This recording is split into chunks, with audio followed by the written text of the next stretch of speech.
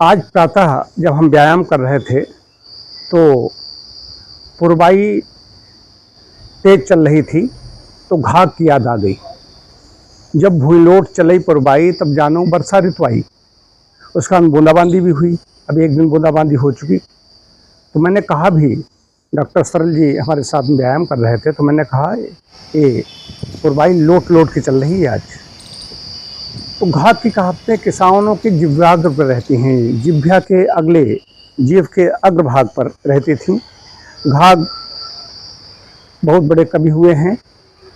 कहा जाता है उनका जन्म छपरा में हुआ था, बाद में अपनी ससुराल में कन्नौज में आकर बस गए थे। किसानों के बारे में, किसानों के स्वास्थ्य को लेकर के उन्होंने बहुत कुछ लिखा है। कब किस महीने में क्या खाना चाहिए, क्या नहीं खाना चाहिए, कौन सी चीज़ खाएंगे उससे नुकसान होगा, कौन सी चीज़ छोड़ देंगे तो उसका लाभ होगा। इस तरीके से इसी प्रकार से उन्होंने वर्षा ऋतु के बारे में, ऋतु, पक्षियों को, पतंगों को, चींटी चींटा इस तरह के देख करके अनुमान लगा देते थे कि वर्षा होगी या नहीं होगी, सूखा होगा या वर्षा होगी। तो वर्षा आ गई जब भूइलोट चले पुरवाई चल रही है, तब जानो वर्षा ऋतु आई। दिन में गर्मी, रात को ओस, ऐसा जानो वर्षा सौ कोस। इस तरीके से कहा कि अगर ऐसा हो रहा तो 100 कोस वर्षा है।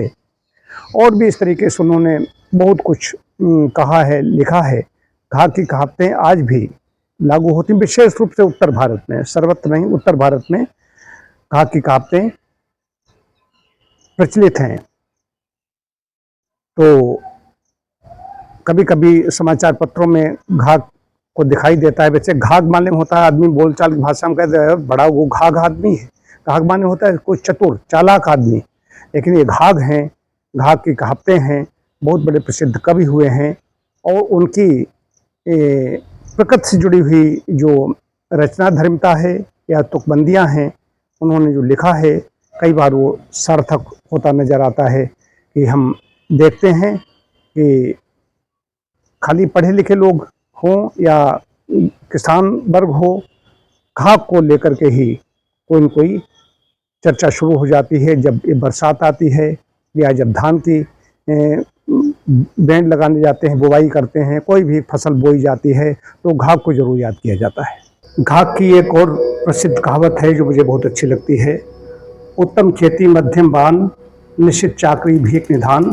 खेती को उत्तम बताते हैं, व्यापार को मध्यम और नौकरी को निषिद्ध कहते हैं, भिक्षावृत्ति के समान बताते हैं।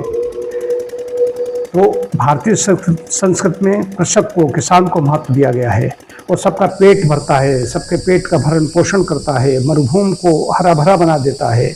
इसलिए को कहते हैं कि उत्तम खेती, कृषि कार्य में जो लगा हुआ है वो उत्तम कार्य है।